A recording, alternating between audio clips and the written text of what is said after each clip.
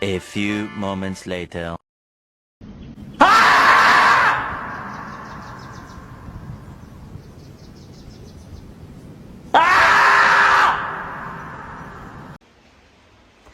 Assalamualaikum warahmatullahi wabarakatuh. Hai guys, perkenalkan nama saya Serina Fiasari. Saya dari Prodi Sastra Indonesia. Hari ini saya akan berbincang-bincang tentang sastra. Di sini saya tidak sendiri, saya ditemani oleh narasumber saya. Hai guys, perkenalkan nama saya Indah. Kebetulan saya baru saja menyelesaikan studi saya di Fakultas Sastra, tapi Fakultas Sastra Inggris ya guys. Hampir-hampir mirip lah ya sama sastra Indonesia, hanya beda bahasa saja. Dan di sini saya akan membantu podcaster saya untuk menanya-nanya soal apa nih? Oke, halo Kak Indah. Aku mau nanya nih, kenapa kakak ngambil jurusan sastra? Kenapa ya?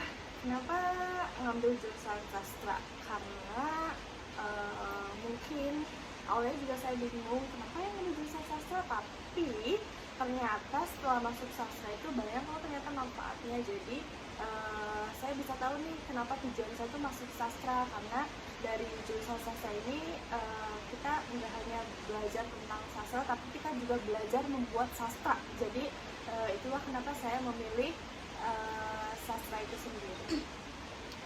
Kenapa sih kakak bisa tertarik ngambil sastra? Saya tertarik ngambil sastra karena saya bisa mencurahkan keresahan saya lewat karya sastra. Oke Kak, sekarang kan di era digital nih. Menurut kakak, apa sih yang menjadi gebrakan baru buat sastra sendiri? Oke, di era digital ini menjadi gebrakan baru mungkin kita bisa memanfaatkan teknologi, memanfaatkan seperti sosial media, seperti TikTok, Instagram, itu untuk menyalurkan semua karya-karya kita lewat era digital ini. Oh, jadi karya sastra tuh sekarang bergantung pada teknologi ya? Sebenarnya tidak juga sih, nggak juga bergantung ke teknologi. Teknologi itu hanya sebagai fasilitas. Jadi tetap aja kita kalau membuat ide itu tetap aja kita membuat coretan-coretan di dalam kertas, di dalam buku. Hanya kita memanfaatkan teknologi itu untuk mengekspos, untuk memperluas karya kita. Oke, jadi sastra sekarang tuh mengikuti perkembangan zaman biar nggak ketinggalan zaman gitu ya sama yang lain. Ya, betul. Terus menurut Kak Indah nih, apa sih perbedaan sastra zaman 80-an sama sastra zaman sekarang yang modern ini? Menurut aku ya, karya sastra zaman era 80-an itu kan ditandai sama kayak lebih simbolis, lebih tata bahasanya lebih tertata lah. Itu untuk era di 80-an. Sedangkan di era zaman sekarang tuh karya sastra tuh lebih bebas, tata bahasanya pun tidak terlalu baku, jadi lebih luas aja, lebih bebas. Oke, terus karya sastra di era 80-an ini tuh berpengaruh nggak sih di era zaman sekarang? Of course, tetap aja berpengaruh, karena kan kita kalau membuat sastra juga butuh pedoman. Kita butuh lihat dulu nih di era dulu tuh kayak gimana sih puisi itu, seperti apa sih. Jadi walaupun sudah dipermak, walaupun beda dari era sebelumnya, tetap aja kita butuh panduan. Jadi tetap berpengaruh di era dulu sampai sekarang. Oke, jadi selama kakak berkuliah di Fakultas Sastra, kakak udah punya karya apa aja nih? Selama saya menyelesaikan studi di Fakultas Sastra, beberapa saya sudah membuat karya seperti komik, terus juga ada puisi, terus juga ada lagu. Nah, salah satunya yang saya bawa pada pada saat ini. Ini adalah kumpulan puisi-puisi satu kelas, tidak hanya satu orang tapi satu kelas. Ini isinya semua puisi semua, dan ini sudah terpublish guys. Kalian bisa cek nanti di linknya ya, nanti bisa dikotoin ya. Nah, saya juga membuat puisi di situ. Nah, ini tuh puisinya ada tentang keresahan-keresahan saya lah ya. Jadi saya tuh tentang gimana sih Gen Z kalau lagi putus cinta, Galau lah ya. galau lah ya. Nah itu saya sempat nulis dan saya publish di buku ini. Nanti puisinya bisa saya bacakan di akhir video, oke? Jadi buat puisi kakak sendiri udah masuk kan nih ke dalam cerita modern.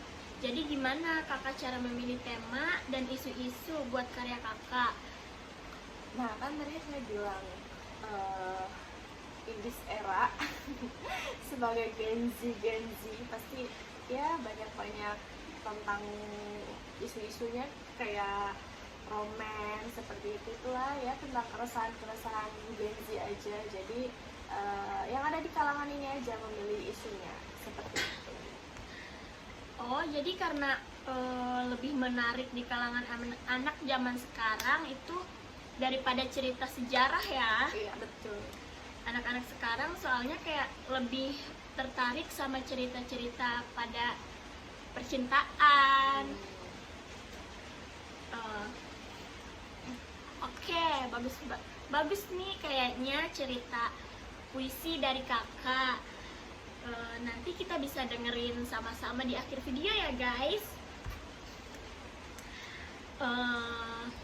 Tapi udah nggak berasa nih waktunya, udah mau habis aja. Padahal masih banyak nih yang mau aku tanyain ke Kak Indah ini.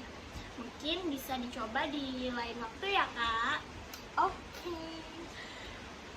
By the way, terima kasih banyak ya buat Kak Indah udah mau menemani aku ngobrol di podcast aku ini. Buat tugas UAS aku sudah membantu, semoga nilai UAS aku dapat A ya guys, doain. Kak Indah juga semoga segala urusannya diperlancar, semoga wisudanya nanti juga dilancarin, sukses terus dalam membuat karya-karya Kak Indah. Sebelum aku tutup podcast ini, aku mau pantun dulu guys. Nanti Kak Indah bantu bilang cakep ya kak? Belum.